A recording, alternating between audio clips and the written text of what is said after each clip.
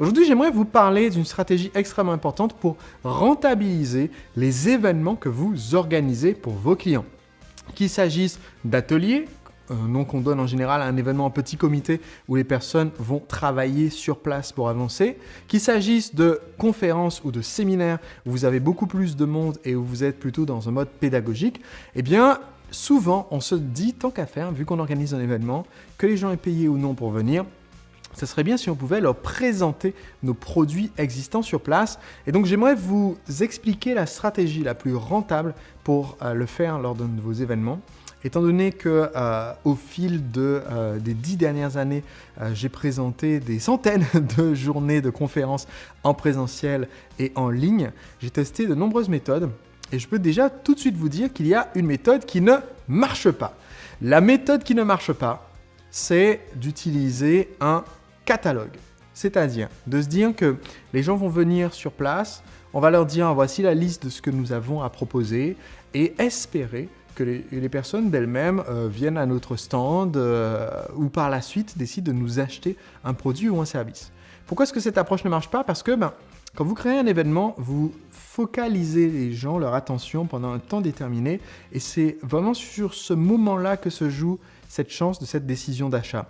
Si la séquence de présentation de votre produit ou service n'est pas inclus dans, on va dire, l'ordre du jour, dans l'agenda des sessions de votre événement, dans le fil conducteur, eh bien, elle sera perdue, elle ne sera pas convaincante. Donc, la meilleure stratégie, si on veut gagner de l'argent avec notre événement, c'est-à-dire que les gens nous achètent d'autres produits ou services, eh bien, c'est d'inclure la vente dans le fil conducteur. Ça veut dire que dès le départ, on conçoit notre événement de façon à ce que tout naturellement se crée l'envie d'acheter et qu'on puisse effectivement proposer une offre à nos acheteurs. Donc, quelle est la structure la plus efficace pour amener les personnes à retirer le maximum d'informations utiles de notre événement pour amener une transformation et en même temps pour créer l'envie d'acheter autre chose, c'est-à-dire d'aller plus en détail avec vous, d'acheter vos produits complémentaires, d'obtenir plus de valeur. Comment est-ce qu'on fait pour que ça soit gagnant-gagnant entre les personnes qui sont venues sur place et vous, ce que vous avez à proposer? Eh bien, la meilleure façon de le faire, c'est de structurer votre événement sous la forme d'un triptyque.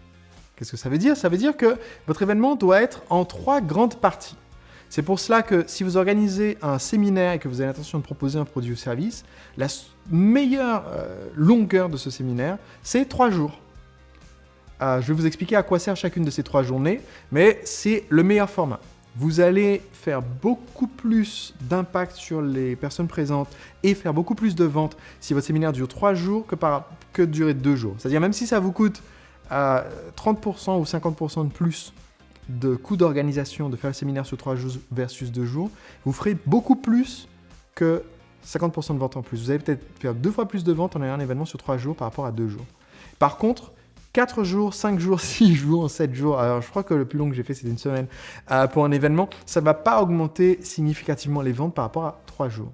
Et un événement de une journée ou de une demi-journée ou de une soirée, eh bien c'est pas aussi efficace qu'un événement de 3 jours. Mais si vous avez par exemple un événement de 3 heures en soirée, eh bien vous pouvez faire en sorte que chacune de vos 3 heures corresponde à une des 3 étapes que je vais expliquer maintenant. Donc, première étape de notre triptyque, jour 1, c'est l'inspiration. Le but de cette première journée, c'est de créer la connexion entre vous et les participants. Donc, si vous avez un événement où vous avez des invités qui vont venir intervenir, par exemple, c'est le cas sur certains de mes séminaires, comme Séminaire Entrepreneur Libre, où j'ai d'autres personnes qui interviennent, eh bien, c'est très important quand même qu'au début, ça soit une interaction entre moi et mon public d'abord, avant de faire intervenir des personnes extérieures. Donc, notre objectif numéro 1 sur ce jour d'inspiration, c'est créer confiance et connexion, de façon à ce que les participants se sentent à l'aise. Ils sont après tout venus du monde extérieur avec leurs soucis, leurs anxiétés, leurs problèmes, leur téléphone portable allumé. En fait, j'ai le mien parce que j'ai mes notes dessus, c'est normal. On va me passer des coups de fil pendant que je vous lis là. Et donc, ces personnes, elles viennent de l'extérieur sur votre événement. Il faut que vous puissiez les acclimater un peu. Donc, créer la confiance. Du coup, pour créer cette confiance, ça veut dire que ça nécessite un certain temps en début de séminaire, qui est le temps où on va poser le contexte. Poser le contexte, ça veut dire poser un peu les règles de l'événement avant de rentrer dans le vif du sujet et dans le contenu.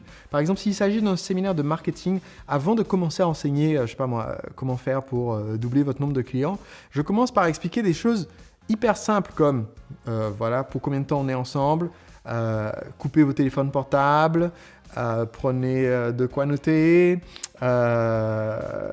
soyez concentrés et présents du début à la fin, la prochaine pause sera à telle heure, quand on fait des exercices, voici comment faire pour démarrer l'exercice, pour revenir à la fin de l'exercice. Bref, toutes les informations pratiques, un peu comme quand vous montez dans l'avion, au début, on commence par vous expliquer comment attacher la ceinture de sécurité, détacher la ceinture de sécurité, où se trouvent les toilettes, la sortie, etc. On fait ça au début parce que mieux vaut l'avoir fait une bonne fois pour toutes, être débarrassé, et que du coup, en posant le contexte, quand vous posez le contexte de façon bien ferme et de façon précise, ça indique aux gens que on est là pour bosser, on est là pour avancer, ça va être carré, ça va être sérieux. Donc, ce que vous faites dans les premières minutes de l'événement va influencer la perception des gens sur tout le reste de l'événement. Le contexte et la perception que les gens ont du contexte va influencer leur perception du contenu. Et le résultat, c'est que par exemple, si vous démarrez pile à l'heure le premier jour, les gens s'attendront à ce que vous commenciez pile à l'heure pendant tout l'événement, et donc ils seront à l'heure. Vous n'aurez pas des retardataires qui vont débarquer, venir s'asseoir au premier rang en gênant tout le monde, juste parce que vous aurez mis les règles dès le départ. Donc c'est super important. Créer la confiance, montrer qu'on est là pour bosser dur. Étape suivante dans ce premier jour d'inspiration, c'est créer la sensation de communauté. C'est l'occasion de mettre en rapport les personnes qui participent. Qu'il s'agisse d'un petit événement où vous êtes une dizaine ou d'un événement où il y a des centaines de personnes, voire des milliers de personnes, c'est important au début de donner l'occasion aux personnes et la permission d'échanger, de discuter pendant les pauses, d'apprendre à se connaître, à donner la sensation que vous êtes au bon endroit. Et cette sensation de communauté, elle va après avoir un impact positif très important pour que les gens osent aller faire des exercices d'introspection, pour que les gens osent rentrer dans le vif du sujet quand vous donnez des conseils, pour que les gens osent se mettre en situation vulnérable par rapport au changement ou à la transformation que vous apportez avec les conseils de votre événement. Et donc, c'est très très important de le faire dès le début, créer cette communauté entre les participants, ce qui fait qu'on se sent plus à l'aise dans sa chaise parce qu'on ne se dit pas que les gens à gauche et à droite sont des gens bizarres et qu'on se sent bien.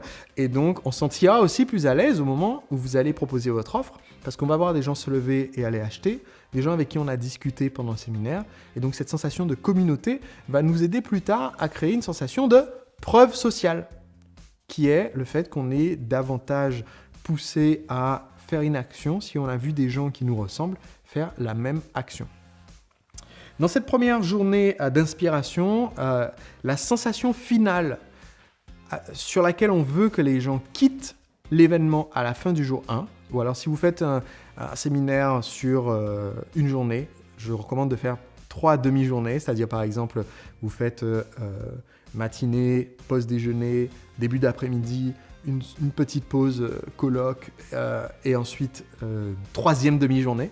Donc sur la première demi-journée, si c'est un événement sur une journée, ou alors sur le premier jour si c'est un événement sur 3 jours, il faut que les gens repartent avec l'impression, la sensation que tout est possible. C'est ce qu'on veut créer comme impression. Les gens rentrent chez eux en disant « Waouh, tout est possible, on m'a montré plein de choses, je suis inspiré, je suis motivé, je suis impatient de voir la suite et je sens que ça va m'aider à avancer. » Ça veut dire que donc sur ce premier tiers, on n'a pas fait d'offre commerciale, on n'a peut-être même pas mentionné nos autres produits ou services, on a éventuellement, si vous êtes partenaire d'une association caritative, mentionné l'association caritative, ce qu'ils font, etc. Mais on reste sur le côté inspiration, on n'est pas du tout en mode transaction sur ce premier tiers de notre triptyque. Maintenant, j'aimerais vous envoyer mes conseils chaque semaine pour vous aider à devenir entrepreneur libre. Si vous allez sur entrepreneurlibre.com/conseil, cela vous permet de vous abonner à la newsletter. Gratuitement, je vous enverrai chaque semaine les nouveaux épisodes des podcasts ainsi que des invitations exclusives à des webconférences, des sessions de formation et des bonus réservés uniquement aux abonnés VIP de ma newsletter. Allez maintenant sur entrepreneurlibre.com/conseil.